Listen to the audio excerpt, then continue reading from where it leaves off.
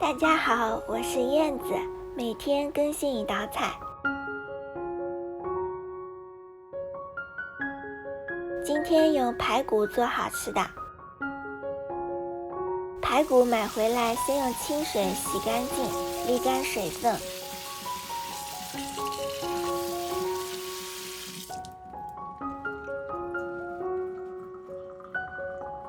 倒入锅中，加适量料酒、姜片、葱段，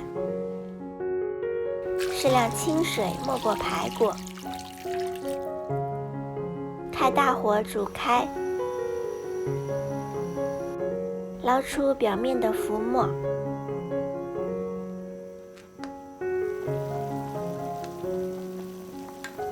然后关火，把排骨捞出来。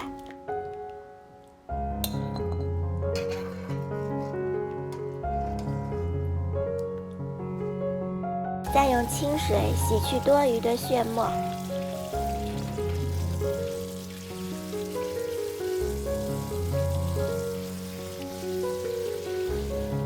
洗干净后，把排骨放到砂锅里，加几片姜片，香菇顶部割一个十字花，这样更容易入味。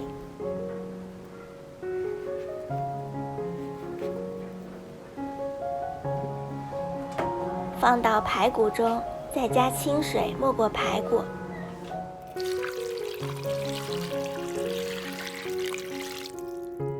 盖上盖，用中小火慢慢的炖，大约需要炖1个小时。这个时间把山药去皮，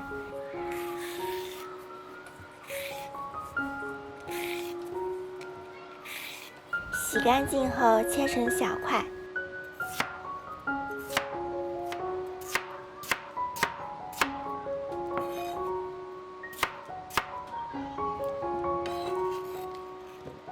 泡入清水中备用。山药泡在水里可以防止氧化变黑。再来切几根蒜苗，切成小段备用。1个小时后，把山药加进来，